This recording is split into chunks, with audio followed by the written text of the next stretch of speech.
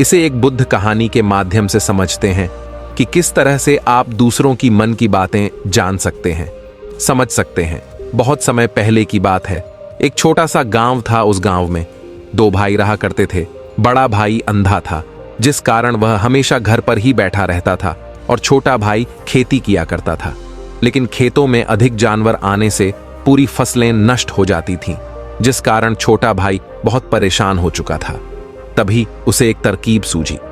एक दिन उसने सोचा, खेतों में से इन जानवर को भगाने के लिए क्यों ना मैं अपने बड़े भाई की मदद लूं। वैसे भी बड़े भैया अंधे हैं। अगर वह खेत में बैठे रहेंगे और जानवरों की आहट आने पर वह उन्हें जोर से चिल्लाकर भगा सकते हैं, जिससे हमारी फसलें बच सकती हैं। इसलिए उन्हें मैं खेत में बिठा देता हूं। यह सब सोच विचार करने के बाद उसने अपने खेत में ही एक छोटी सी झोपड़ी तैयार की और अपने अंधे भाई को उस खेत में बिठा दिया और उनसे कहा, भैया, यदि कोई जानवर की आहट आपको सुनाई दे तो आप जोर जोर से चिल्लाना। यह सुनकर वह जानवर यहां से भाग जाएंगे और हमारी फसलें नष्ट होने से बच जाएंगी। बड़ा भाई अपने छोटे भाई की बात मान लेता है और वह उस दिन से खेत में ही रहना शुरू कर देता है। जब भी किसी जानवर की आहट उसे सुनाई देती तो वह तुरंत जोर जोर से चिल्लाना शुरू कर देता, जिससे वह जानवर उसके खेतों से भाग जाते। उसे ऐसा करते करते कई दिन बीत चुके थे। तभी एक दिन उसके खेत में एक हिरण भागता हुआ आता है और वह उसके खेत के बांध को तोड़कर वहां से भाग गया। लेकिन उसी हिरण का पीछा करते हुए एक राजा भी उस खेत में आ पहुंचा। राजा उसके खेत के आसपास देखते हैं, पर उसे वो हिरण कहीं नहीं दिखाई दिखता। तभी राजा की नजर उस अंधे भाई पर पड़ती है। राजा उस व्यक्ति के पास जाकर कहता है, देखो, मैं यहां पर एक जानवर का पीछा करते हुए आया हूं। क्या तुमने उस जानवर को यहां पर देखा है? इस पर वह व्यक्ति कहता है, हे राजन, मैं तो अंधा हूं। मैं भला किसी जानवर को कैसे देख सकता हूं? लेकिन मैं आपको इतना जरूर बता सकता हूं कि जो जानवर मेरे खेतों से होकर भागा है वह आपके लायक नहीं है। आप उसके पीछे अपना समय यूं ही व्यस्त कर रहे हैं। राजा उस अंधे व्यक्ति की बात सुनकर बड़ा अचरज में पड़ गया। वह यह सोचने लगा कि आखिर यह तो अंधा है, फिर इसे कैसे पता कि जिस हिरण को मैं तलाश रहा हूं वह हिरण मेरे लायक है ही नहीं। यह अंधा व्यक्ति मुझे कैसे बता सकता है? तभी राजा उस अंधे व्यक्ति से कहता है, कहीं तुम मुझसे झूठ तो नहीं कह रहे? एक तरफ तुम यह कहते हो कि तुम अंधे हो और दूसरी तरफ तुम यह भी कह रहे हो कि जो जानवर यहां से भागा है वह मेरे लायक नहीं है। इस पर वह अंधा व्यक्ति कहता है, हे राजन, जिसे आप एक हिरण समझ रहे हैं, असल में वह एक हिरण नहीं है, बल्कि एक हिरणी है, और वो भी गर्भवती है। और जहां तक मुझे ज्ञान है, मैंने कभी किसी राजा को किसी गर्भवती हिरणी का शिकार करते हुए नहीं सुना है। और इसी कारण मैं आपसे यह कह रहा हूं कि वह हिरणी आपके लायक नहीं है। आप उसके पीछे अपना समय व्यर्थ ना करें। यह सुनकर राजा और भी अचरज में पड़ गया। वो यह सोचने लगा कि आखिर यह अंधा आदमी यह कैसे जान सकता है कि वो हिरणी है और गर्भवती है। राजा कुछ देर सोच विचार करने के बाद अपने सेनापति से कहता है, सेनापति जी, मुझे वह जानवर जिंदा चाहिए, क्योंकि मुझे यह पता करना है क्या वह हिरणी है और क्या वह गर्भवती है, क्योंकि यह अंधा आदमी बहुत विश्वास के साथ कह रहा है और मुझे इस बात की पुष्टि करनी है। यदि वह हिरणी हुई और गर्भवती हुई तो वह हमारे शिकार के लायक नहीं है, क्योंकि हम तो एक हिरण का पीछा कर रहे थे। इसलिए जाओ और पता करो कि क्या वह हिरणी है। सेनापति राजा से आज्ञा लेकर आगे की ओर बढ़ चलता है और कुछ देर बाद जब वह वापस लौटकर आता है तो वह राजा को कहता है, हे राजन, इस अंधे आदमी ने जो भी बातें कही हैं वह बिल्कुल सही है। वह एक हिरणी ही है और वह गर्भवती भी है। यह सुनकर राजा आश्चर्यचकित रह गया। उसे समझ नहीं आ रहा था कि आखिर अंधा आदमी कैसे पता कर सकता है कि वह जानवर एक हिरणी है और तो और वह गर्भवती है। भला एक अंधा आदमी यह कैसे देख सकता है, यह कैसे जान सकता है, आखिर इसे यह कैसे पता चला? ऐसे कई प्रश्न अब राजा के मन में आने लगे थे। अब राजा ने यह ठान लिया था कि मुझे इस बात की तह तक पहुंचना ही है कि आखिर यह अंधा आदमी कैसे जानता है कि वह जानवर एक हिरनी है। यह सोचकर राजा उस अंधे आदमी के पास जाता है और उस अंधे आदमी से कहता है, देखो, मैं यह तो नहीं जानता कि तुम सचमुच अंधे हो या नहीं, लेकिन मैं तुमसे एक बात जानने आया हूं। क्या तुम मेरे प्रश्न का सही सही जवाब दोगे? इस पर अंधा व्यक्ति कहता है, हे राजन, आप जो कुछ पूछना चाहते हैं मुझसे से पूछ सकते हैं। मैं आपको बिल्कुल सच सच जवाब दूंगा।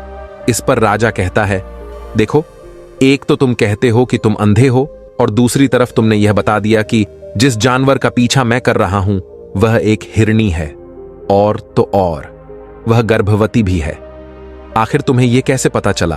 तुम्हारे खेत में और भी तो जानवर आते होंगे, और भी तो जानवर यहां से गुजरते होंगे। फिर तुमने यह कैसे अंदाजा लगाया? तभी वह अंधा व्यक्ति राजा से कहता है, हे राजन, आप जिस हिरनी का पीछा कर रहे थे वही हिरनी जब मेरे खेत में आई, उसकी रफ्तार और उसके भागने की आहट से मुझे यह एहसास हो चुका था कि यह एक हिरनी है, और मेरे खेत की जो बांध है वह बहुत छोटी है, उसकी ऊंचाई ज्यादा नहीं है। यदि कोई हिरण होता तो उस बांध को बड़ी आसानी से लांग जाता और चला जाता, लेकिन वह हिरनी इस बांध को तोड़कर भागी है, और यदि वह इस बांध को छलांग लगाकर पार करने का प्रयास करती तो इससे उसके बच्चे को खतरा होता, और इसी बात से मैंने यह पता लगा लिया कि वह गर्भवती है। इस कारण वह ज्यादा ऊंची छलांग न लगाकर मेरे खेत की बांध को तोड़ते हुए भाग गई। इस पर राजा के मन में एक और प्रश्न उठा। राजा ने कहा, किंतु तुम्हें कैसे पता चला कि वह एक हिरण ही है, और भी तो कोई जानवर यहां पर आ सकते हैं? इस पर वह अंधा व्यक्ति कहता है, हे राजन, मैं पूरा दिन सुबह शाम यहीं पर बैठा रहता हूं, और मेरी सुनने की शक्ति बहुत तेज है।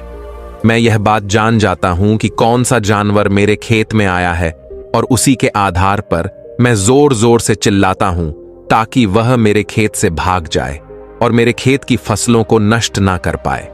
राजा उस अंधे आदमी का यह जवाब सुनकर पूरी तरह से संतुष्ट हो चुका था।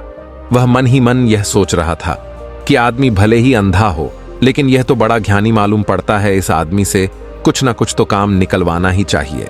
यह विचार लिए हुए राजा वहां से वापस अपने महल की ओर लौट जाता है। राजमहल पहुंचते ही राजा उस अंधे व्यक्ति से कहता है, आप तो बड़े ज्ञानी व्यक्ति हैं, आपको किसी भी बात का पता बड़ी आसानी से चल जाता है। आज मैंने आपको यहां पर इसलिए बुलाया है क्योंकि मैं आपसे यह जानना चाहता हूं कि मेरी पत्नी पतिव्रता है या नहीं। इस पर वह अंधा व्यक्ति कहता है, हे राजन, यह कैसा प्रश्न हुआ? इस पर राजा कहता है, मैंने आपसे बिल्कुल उचित प्रश्न किया है, मुझे इस प्रश्न का उत्तर दीजिए। इस पर वह अंधा व्यक्ति कहता है, हे राजन, ये सारी बातें जाने दीजिए, आपकी शादी को इतने साल बीत चुके हैं, और अब आप यह बात क्यों जानना चाहते हैं? मन में ऐसे प्रश्न क्यों उठ रहे हैं? इस पर राजा जिद करते हुए कहता है, देखिए, आपको मुझे इस प्रश्न का उत्तर तो देना ही होगा। यदि आप मुझे इस प्रश्न का उत्तर नहीं देंगे तो मैं आपको मृत्यु दंड दे दूंगा। राजा के मुख से यह बात सुनकर वह अंधा व्यक्ति कहता है, हे राजन, यदि आप इस प्रश्न का उत्तर चाहते हैं तो उसके लिए आपको मेरा एक काम करना होगा। राजा कहता है, बोलो, मुझे क्या काम करना होगा? इस व्यक्ति कहता है, इसके लिए आपकी पत्नी को मेरे साथ कमरे में अकेले छोड़ना होगा। उस अंधे व्यक्ति की यह बात सुनकर राजा पहले तो क्रोधित हो जाता है, लेकिन फिर कुछ सोच विचार करने के बाद वह उस व्यक्ति की बात मान लेता है।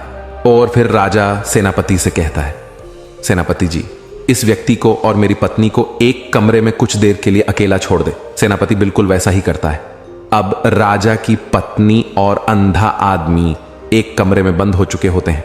तभी वह अंधा आदमी राजा की पत्नी से कहता है, मुझे आपको छूना है। इस बात पर रानी अत्यधिक क्रोधित हो जाती है और उस अंधे आदमी को वह पकड़ पकड़ कर पीटने लगती है, कभी हाथों से तो कभी लातों से तो कभी पटक पटक कर। इस तरह से उन्होंने उस अंधे आदमी की खूब पिटाई की। उसके बाद किसी तरह से वह अंधा आदमी अपनी जान बचाकर वहां से भाग निकलता है और वह राजा के पास पहुंचता है और वह राजा से कहता है, हे राजन, आपकी पत्नी पतिव्रता नहीं है। यह बात सुनकर राजा अत्यधिक क्रोधित हो उठता है और राजा अपनी तलवार निकालकर सीधा अपनी पत्नी की ओर जाता है और क्रोधित होकर वह अपनी रानी से कहता है, रानी जी, आज मैं जो भी सवाल आपसे करने वाला हूं उसका मुझे सच सच जवाब दीजिएगा, और यदि आपने एक शब्द भी झूठ कहा तो मैं आपका अभी के अभी सर धड़ से अलग कर दूंगा। तभी आगे वह राजा कहता है, मुझे बताइए, क्या आप पतिव्रता हैं या नहीं? इस पर रानी कहती हैं, हे राजन, आप भले ही मुझे जान से मरवा दीजिए, लेकिन मैं पतिव्रता नहीं हूं। राजा यह बात सुनकर बहुत खुश हुआ, क्योंकि उस अंधे आदमी ने जो भी कहा था वह बिल्कुल सच था। यह बात सुनकर तुरंत ही राजा उस आदमी के पास पहुंचता है और आकर उस अंधे आदमी से कहता है, तुम्हें कैसे पता चला कि मेरी पत्नी पतिव्रता नहीं है? इस पर वह अंधा आदमी कहता है, हे राजन, बड़ी सीधी सी बात है। मैंने तो आपकी पत्नी से बस इतना ही कहा था कि मुझे आपको छूना है, और इस बात पर वह इतना क्रोधित हो उठी कि उन्होंने गुस्से में आकर मुझे लात घूस से पीटना शुरू कर दिया। और भला कोई कोई औरत किसी और मर्द को कैसे छू सकती है? लेकिन उन्होंने ना आव देखा ना ताव, बस लात घूंसे मुझ पर बरसाने शुरू कर दिए। वह भी तो एक छूना ही हुआ, और एक पतिव्रता नारी कभी भी पराये मर्द को नहीं छूती। जब मैंने उसे छूने के लिए कहा था तो वह उस वक्त मुझे मना कर सकती थी, लेकिन उन्होंने तो मुझे पीटना शुरू कर दिया, और देखते ही देखते उन्होंने मेरे पूरे शरीर को छू लिया। अब आप ही बताइए, ऐसी स्त्री भला पतिव्रता कैसे हो सकती है? इस पर राजा कहता है, तुम तो बड़े ज्ञानी मालूम पते हो। अच्छा ठीक है, चलो तुम मेरे एक प्रश्न का और जवाब दो। यदि तुमने मुझे इस प्रश्न का सही सही जवाब दे दिया तो मैं तुम्हें यहां से जाने दूंगा। आगे राजा उस अंधे आदमी से कहता है कि तुम मुझे यह बताओ, क्या मैं सच में अपने पिताजी का ही बेटा हूं या फिर किसी और का? इस पर वह अंधा भी कहता है, हे राजन, इस बात से आपका क्या लेना देना? आप किसी की भी औलाद हो, आखिर आप हैं तो इस राज्य के राजा, इसलिए इस प्रश्न को जाने दीजिए। लेकिन राजा कहता है, नहीं नहीं, मुझे इस प्रश्न का सही सही जवाब चाहिए, अन्यथा यह प्रश्न मुझे हमेशा परेशान करता रहेगा। इसलिए मैं इसका सही सही जवाब जानना चाहता हूं। यदि तुम इसका सही सही जवाब दे देते हो तो तुम यहां से जा सकते हो, मैं तुम्हें नहीं रोकूंगा। इस पर वह अंधा आदमी कहता है, हे राजन, इसके लिए तो मुझे आपके मां के पास भी जाने की कोई आवश्यकता नहीं है। मैं आपको अभी अभी यह बता सकता हूं कि आप किसकी औलाद हैं, लेकिन उससे पहले मैं चाहता हूं कि आप मुझसे एक वादा करें कि आप मुझ पर क्रोध नहीं करेंगे। राजन ने कहा, मैं तुमसे वादा करता हूं, मैं तुम पर क्रोध नहीं करूंगा। इसके बाद वह अंधा आदमी राजा से कहता है, हे राजन, आप हैं तो अपने ही पिता के पुत्र, लेकिन आप पर एक कंजूस सेठ की छाया पड़ी हुई है। यह सुन राजा बहुत क्रोधित हो उठा और वह तुरंत तलवार निकालकर अपनी मां के पास जा पहुंचा।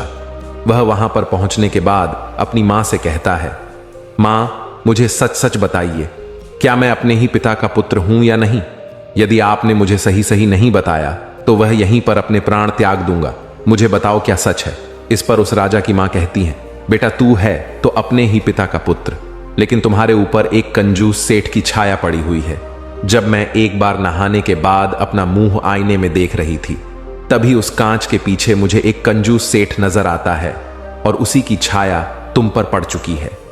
यह सुन राजा बहुत खुश हो जाता है और वह तुरंत दौड़ा दौड़ा वापस उस अंधे आदमी के पास पहुंचता है और उस अंधे आदमी से कहता है, तुम्हें यह कैसे पता चला कि मुझ पर एक कंजूस सेठ की छाया पड़ी हुई है? इस पर वह आदमी राजा से कहता है, हे राजन, आपने मुझसे कई सारे सवाल पूछे जिनका जवाब मैंने आपको सही सही दिया है। यदि कोई और राजा होता तो मुझे इसके बदले में ढेरों सारे इनाम मिल चुके होते, लेकिन अब तक आपने मुझे एक एक फूटी कौड़ी तक नहीं दी है। इस बात से ही मैंने अंदाजा लगा लिया था कि आप बहुत कंजूस हो। यह बात सुनकर राजा जोर जोर से हंसने लगता है और कहता है कि आप जो भी मांगेंगे वह मैं आपको अवश्य दूंगा, लेकिन मुझे यह बताओ कि तुम्हें कैसे पता चल जाता है कि कौन सी बात सही है और कौन सी गलत? तुम किसी भी बात का इतना सटीक और सही जवाब कैसे दे पाते हो? पर वह अंधा आदमी कहता है, हे राजन, मैं तो वैसे ही अंधा हूं। यदि मेरी आंखें होती तो मैं किसी की भी मन की बातें बड़ी सरलता से जान लेता। मन की एक भाषा होती है और यह भाषा मनुष्य के शरीर के व्यवहार के रूप में देखी जा सकती है। उसकी आंखों से, उसके होठों से, उसके काम करने के तरीके से, उसकी क्रियाओं से पता किया जा सकता है कि उसके मन में क्या चल रहा है। उसके आधार पर हम किसी के भी मन की बातें जान सकते हैं। लेकिन मैं तो अंधा हूं, मैं देख नहीं सकता, इसलिए मैं क्रियाओं से देखता हूं। यदि मुझे कोई बात जाननी हो तो अगले आदमी को कुछ काम देना पड़ता है, जिस पर वह व्यक्ति किस प्रकार काम करता है, किस तरीके से इस काम को करता है, उसके आधार पर ही मैं यह पता कर पाता हूं कि उसके मन में क्या चल रहा है।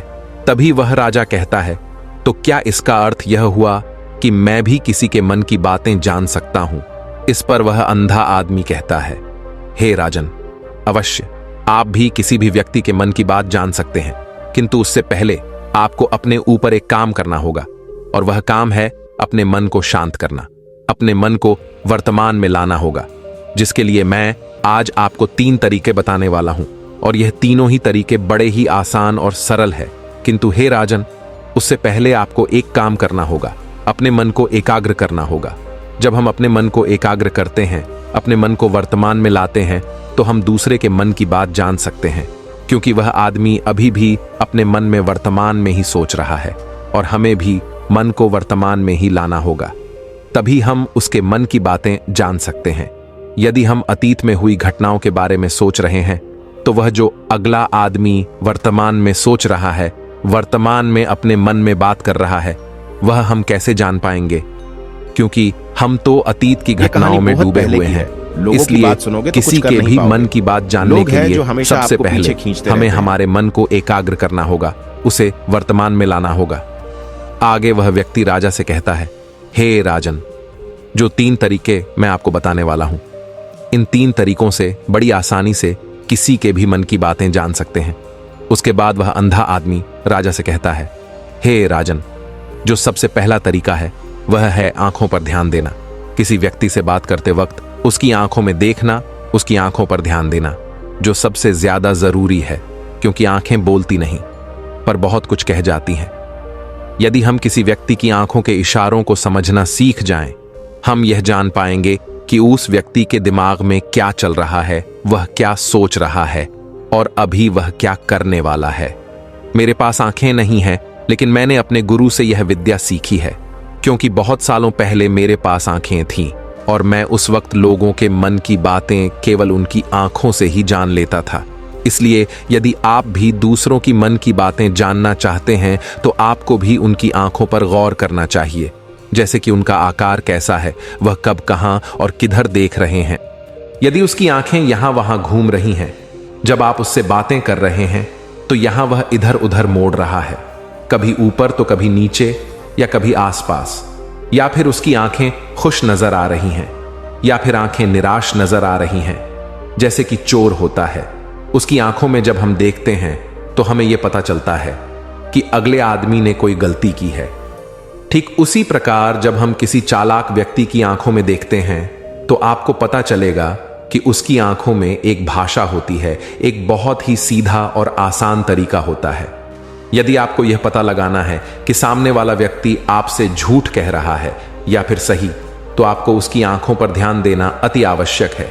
यदि सामने वाला व्यक्ति आपसे बात करते वक्त वह व्यक्ति अपनी आंखें यहां वहां घुमा रहा है, ऊपर नीचे इधर उधर दाएं बाएं हर जगह देख रहा है, तो इसका अर्थ यह हुआ कि वह उस बात से निकलने का कोई रास्ता ढूंढ रहा है, वह कोई झूठ बना रहा है।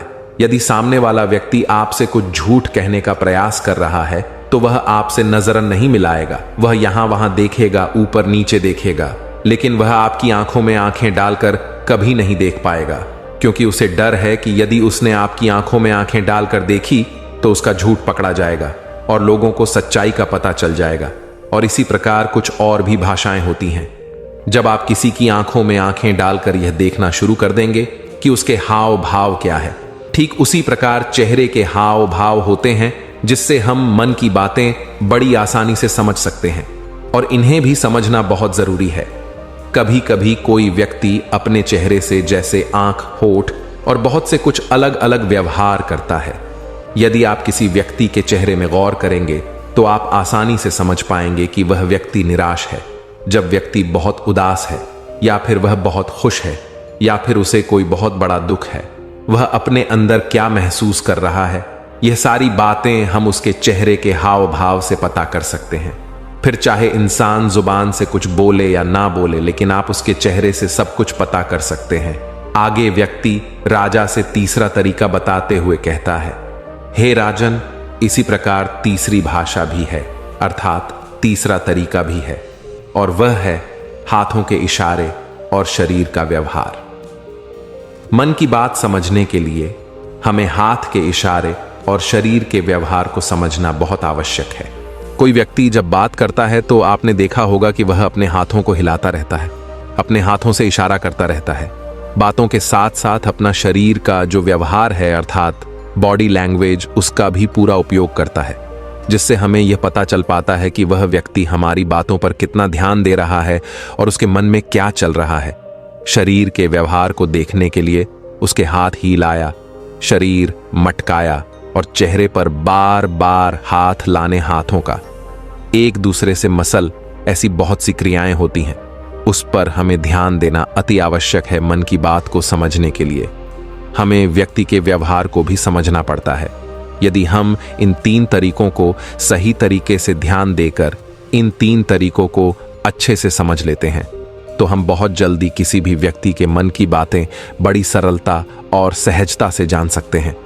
इसलिए यदि आपको किसी के मन की बातें जाननी है तो आपको उसकी आंखों पर, उसके चेहरे पर, उसके शरीर के हाव भाव को और उसके हाथों को ध्यानपूर्वक देखना और समझना होगा, जिससे आप यह समझ पाएंगे कि आखिरकार उसके मन में क्या चल रहा है और वह क्या सोच रहा है।